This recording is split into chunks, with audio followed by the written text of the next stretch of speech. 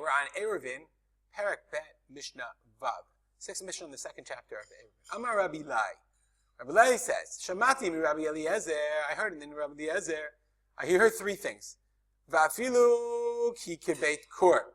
We're talking about, in the last Mishnah, which was really long, we learned that a gina and a karpef have to be shivim amma v'shirayim al shivim amma v'shirayim. The maximum size you could make your karpaf, for example, with an enclosure was a beit sa'ah, which we learned was 5,000 square amot. And we had a whole long discussion whether exactly 5,000 square amot or a little bit less, etc.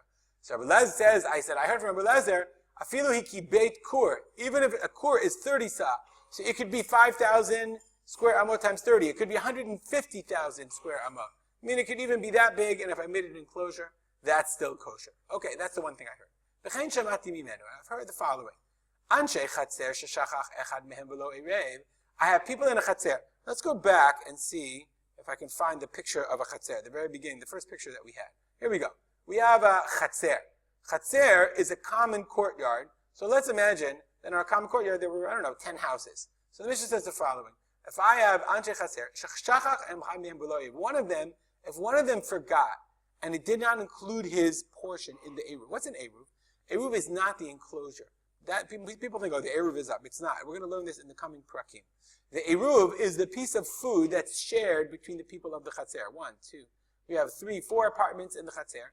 If I want to be able to carry in the Chatzer, we need to have a communal plate, a communal food. So now what happens if one person did not include his food in the Chatzer? So therefore, let's go back to the picture for a second. So this guy didn't. So part of this yard, it belongs to me, belongs to this guy. So therefore, his part is asur. So the Bartenura explains what's going on. It says the Bartenura.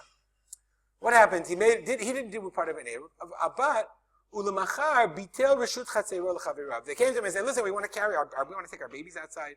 So he says, "You know what? I'm not part of the Eruv. I'm mevatel my reshut. Yeah, you guys can use mine. I don't claim ownership in the chatzer." Shaya oser alehem milahotzi mibatehem l'chatzer. What would have been asur for them to take their stuff into the chatzer, shachatzer b'reshut kulam, because the chatzer is in the possession of all of them. V'chelko aser aleha, and his portion is oser. So therefore, ho'il ubitel reshut chatzero, bitel af reshut beito. This is what Rabbi Eliezer is saying in the name of Rabbi Eliezer. Okay, since he was mivatel his chatzer, he bitel af reshut beito. Okay, his house is also batel for them. V'naseh oreach aslam, he's like a guest. Therefore, fikach af beito mutar lehem. They're allowed to carry into his house and out of his house because he was mevatel.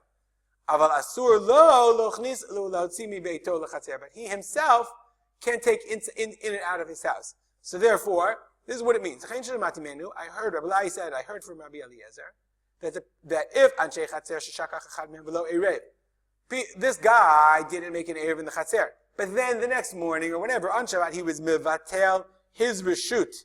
He was mevatel his portion. Beito asur milachnis ulahotzi lo. He cannot take in and out of his house because he still guards his house. He still keeps part of his house to himself. Meaning it was mevatel his reshut vis-a-vis them. Avalahem mutar. But they can come in and out of his house because he was mevatel from their perspective. It sounds difficult. It's a little bit complicated. But again, this is another part of the Mishnah that's very complicated, difficult to go into in great depth.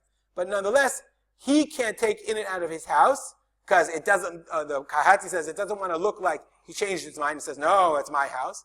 And they can go into and out of his house. They can bring stuff in and out of his house. That's even for him, I guess, because from their perspective, he was mevatel. That's the second din. I also heard shiotzim be'akravanim bePesach. If you want to be eating akravanim as maror, you'll say, what's akravanim? The Bartenura says, akravanim is yerek she'alin domeh la'adomot akrav. Somehow it's a yerek, it's a vegetation, that its leaves are like a scorpion. And he says, Bani shamati siv hagadil siv dekel. It's the sieve, it's the stringy stuff that grows around the dekel.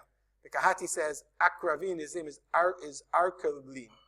Prickly creepers on palm trees or palm ivy. One way or the other. He says, I learned these 3 things. One, that the ginar or kapaf can be big or can be huge. I learned about a guy who is mevatel his portion to the chatzer so that people can carry in the chatzer, that he can't carry in and out of his house, but they can. And the third thing I learned was you can eat akravanim on Pesach in order to be Yotzei Maror. V'chizarti al kol tamidav. I searched all of Rabbi Eliezer's tamidim.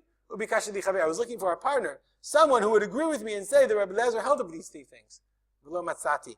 I couldn't find anyone who agreed with me about these things on Pesach. I couldn't find anyone. Okay, nobody else had tried to find somebody who said that Rabbi Eliezer said these things. Nobody else had heard that Rabbi Eliezer had said these things, so therefore we don't paskin like Rabbi Elai. Stop here. If you have any comments or questions, you want to explain the Mishnah a little bit better than I did, that'd be great. rspotu@gmail.com. And we'll dedicate our learning to the memory of my father, Rav Simcha ben Yitzchak Kalman.